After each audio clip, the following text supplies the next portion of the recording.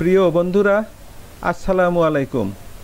আশা করি আল্লাহর অশেষ মেহেরবানিতে সকলেই ভালো আছেন।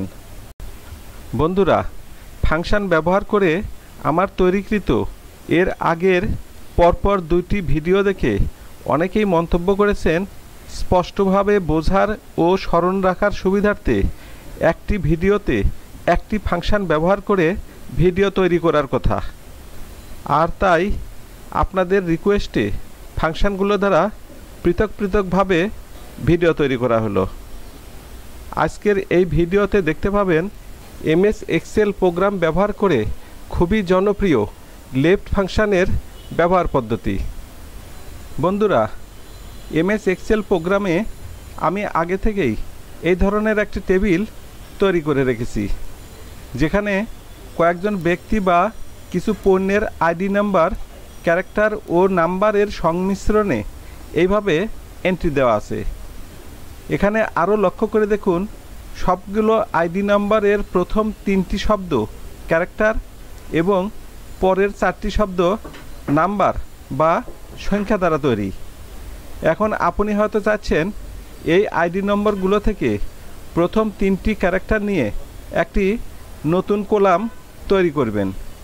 সেক্ষেত্রে প্রথম 3টি ক্যারেক্টারের জন্য লেফট ফাংশন ব্যবহার করে অতি সহজেই ডাটা বা টেক্সটগুলোর মধ্যে থেকে নির্দিষ্ট সংখ্যক টেক্সট বা নাম্বার আলাদা করে নিতে পারবেন। বোঝার সুবিধার্থে পুরো ভিডিওটি না টেনে মনোযোগ সহকারে দেখুন। লেফট ফাংশনটি হলো কোনো একটি সেলের ওয়ার্ড, সেন্টেন্স বা কোনো লেখার মধ্য থেকে বাম পাশ থেকে নির্দিষ্ট করে দেওয়া ক্যারেক্টার বা নাম্বার পৃথক করে নেওয়ার কাজে ব্যবহার করা হয়ে থাকে। এর একটি পদ্ধতি হলো, যেমন ধরুন আমি এখানে এই C2 সেলে কার্সারটি রেখে একটি সমান চিহ্ন দিয়ে লিখলাম লেফট, এরপর একটি ফার্স্ট ব্র্যাকেট। এবার এর নিচে এখানে লক্ষ্য করে দেখুন, সমান চিহ্ন দিয়ে লেফট লেখার পর ফার্স্ট ব্র্যাকেট দেওয়ার সাথে সাথে ছোট্ট করে লেখা ভেসে উঠেছে টেক্সট, কোমা, এরপর থার্ড ব্র্যাকেটের ভিতর নাম্বার অফ ক্যারেক্টার, এরপর ব্র্যাকেট ক্লোজ। তবে একই সেলে আউটপুট শো করাতে চাইলে এই টেক্সটের জন্য লেখাটি অবশ্যই ইনভার্টেড কোমার ভিতরে লিখতে হবে।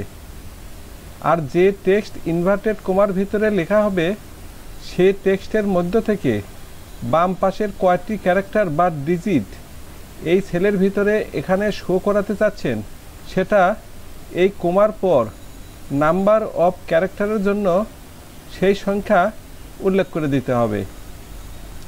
যেমন ধরুন আমি এখানে ডবল ইনভার্টেড কোমার ভিতরে লিখলাম KEYBOARD কিবোর্ড, এরপর একটি কোমা দিয়ে 3 লিখে ব্র্যাকেট ক্লোজ করে দিলাম। এখানে এই কমান্ডটির অর্থ হলো এই ইনভার্টেড কোমার ভিতরে লেখা 8টি ক্যারেক্টারের কিবোর্ড থেকে বাম পাশের এই KEY 3টি ক্যারেক্টার এখানে এই সেলের ভিতরেই আমি শো করাতে চাচ্ছি।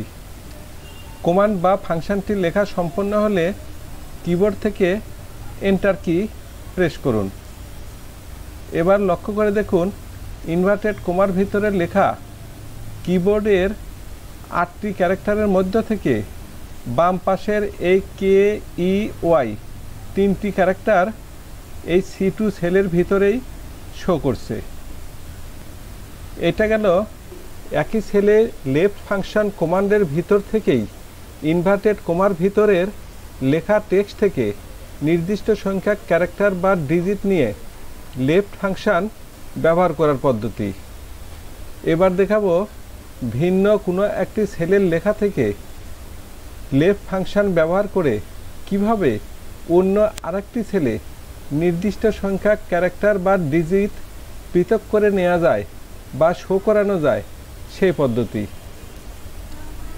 এই পদ্ধতির জন্য প্রথমে এখানে এই টেবিলটির দিকে লক্ষ্য করে দেখুন, এই বি কলামের এই আইডি নম্বর সবগুলোই 7টি ক্যারেক্টার ও নাম্বারের সংমিশ্রণে তৈরিকৃত আইডি।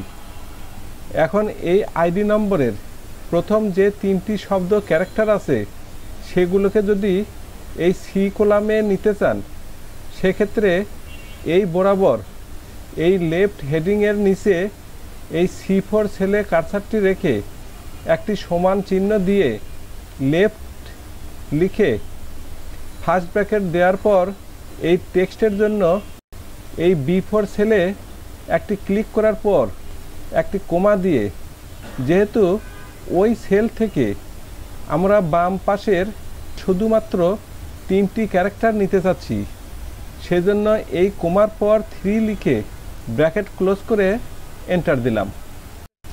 এবার লক্ষ্য করে দেখুন, উক্ত B4 সেলের 7টি ক্যারেক্টার ও নাম্বারের মধ্য থেকে বাম পাশের 3টি ক্যারেক্টার BCD এই C4 সেলে চলে এসেছে।